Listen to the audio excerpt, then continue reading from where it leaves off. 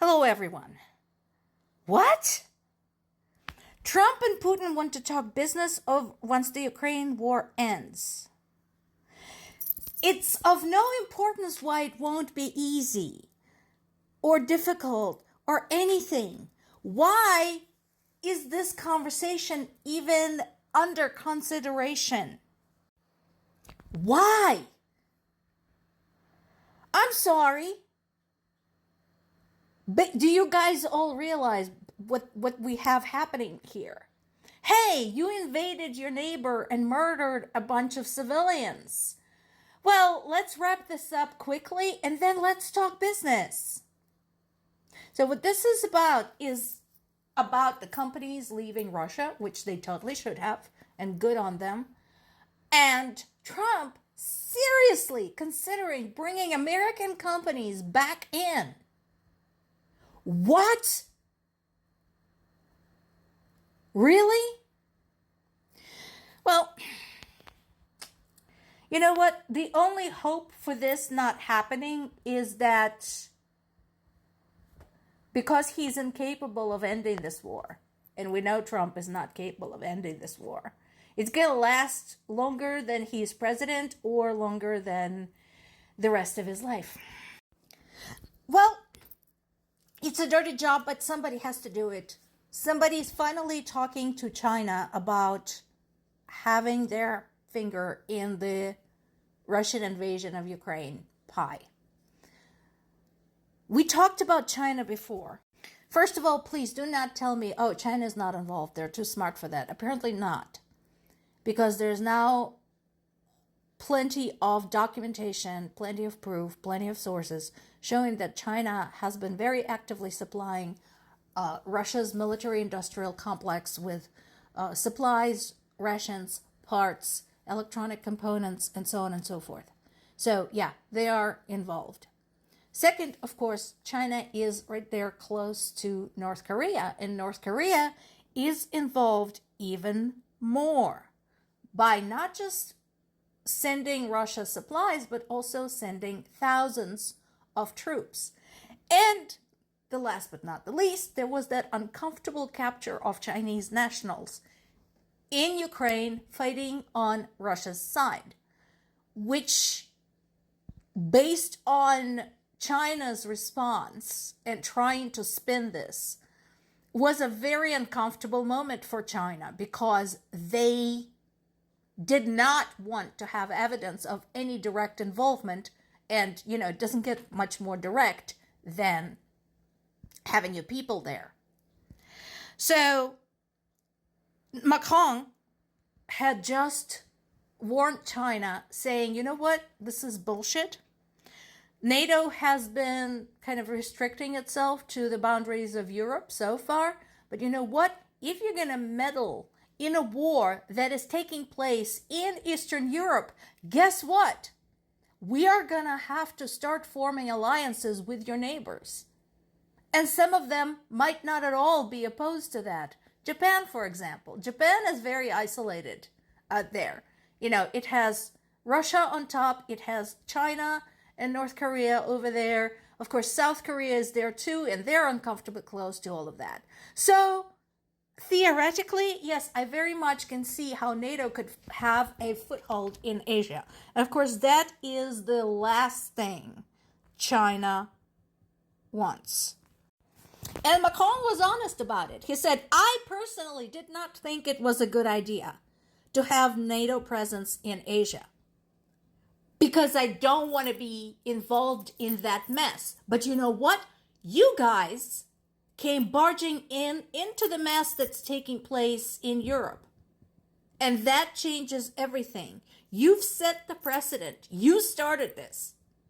So now we have to consider what our options are. If you, part of Asia, are going to support Russia's invasion of a European nation, and yes, Ukraine is part of Europe geographically, part of European continent, then we are going to have to consider what we can do in Asia to curb this. So this is really good news. I like this. We talked about this a lot, how Ukraine being in a state of war with limited resources, was able to develop and expand its own military industrial complex. And it doesn't have China feeding it. It has help from the US sometimes. It has some help from the EU. But again, remember, this is all happening on Ukrainian territory. So this is all happening quite literally under fire. And so Ukraine had just carried out an attack against an elite Russian base 7,000 kilometers away in Vladivostok. To give you an idea, first of all, I converted kilometers to miles. 7,000 kilometers is 4,349.598 miles. And there is the maps shot. So I put a driving route from Sumy, which is close to Ukrainian border, to Vladivostok over there in the east. It would take 5.5 days to drive from there, from Ukraine to Vladivostok. So that gives you the scale of this. So according to Ukraine's military intelligence agency, HUR, explosions took place near the Desantnaya Bay in Russia's Vladivostok yesterday. There's still confirmations to come. I'm sure the international satellite images will confirm this. Ukrainians are usually pretty good about bringing home the receipts. So this would be the farthest incursion into Russian territory. There were 2 blasts,